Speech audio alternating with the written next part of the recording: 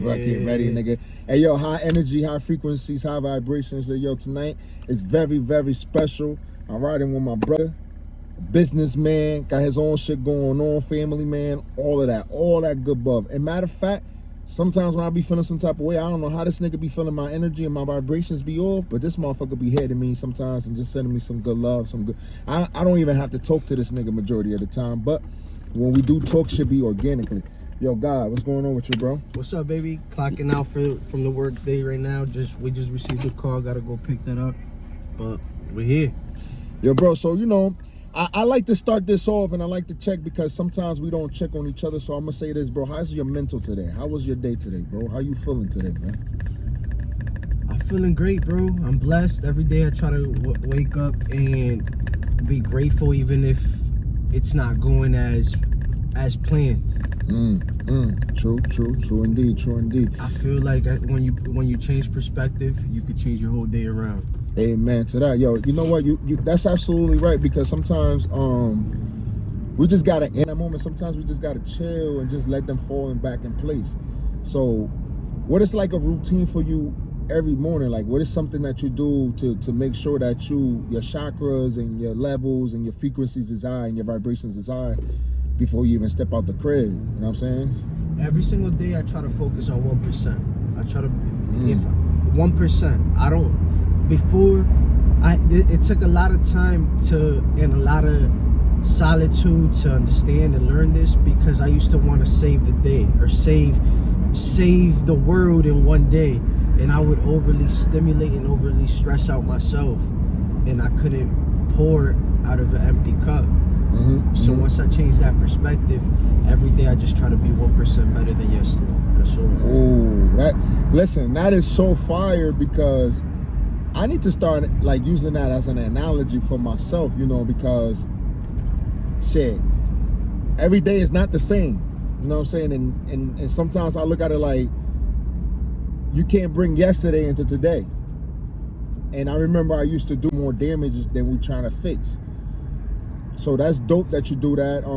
You know, a lot of people don't understand who you are, so I want you to speak a little bit about yourself, bro. What you do on a daily, what you do like with what kind of business you got going on, and anything.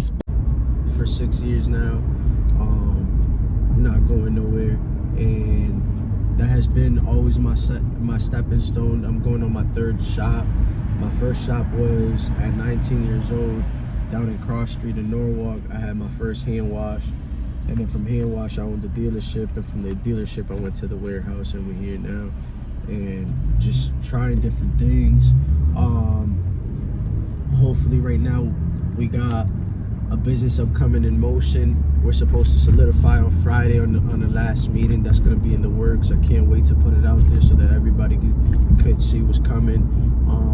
But yeah, bro, we work, and everything that I do is mainly focused on cars.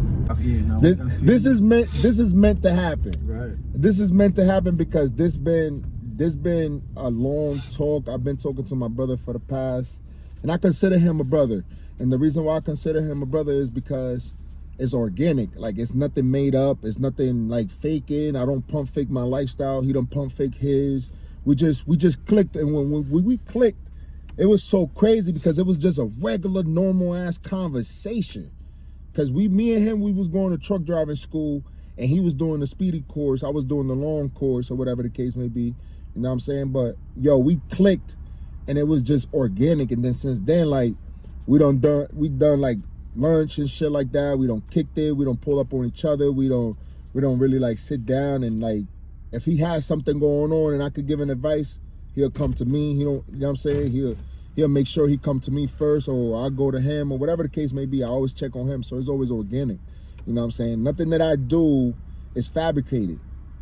You know what I'm saying? So this is why this is meant to be. And I've been telling him that I wanted to put out my podcast, and he kept saying, yo, stop procrastinating, stop bullshitting and whatever. But you know, slow motion is better than no motion. And sometimes certain things happen for a reason, for this shit like this could happen.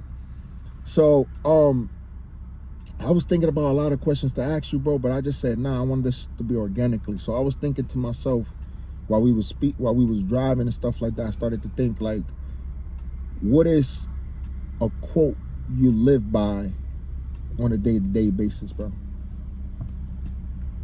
A quote that I live by? Mm-hmm. It's crazy. It's hard to pick one because There's so many of them, right?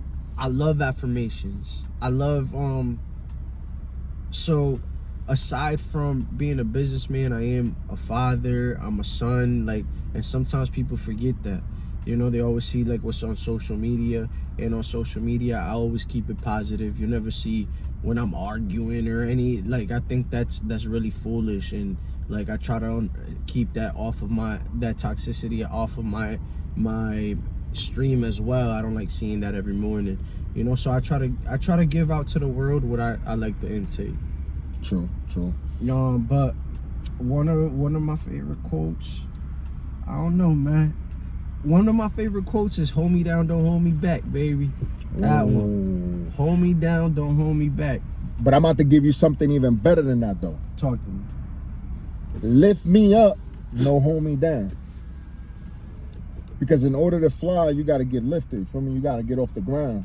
And a lot of people will hold you down so you won't get up top.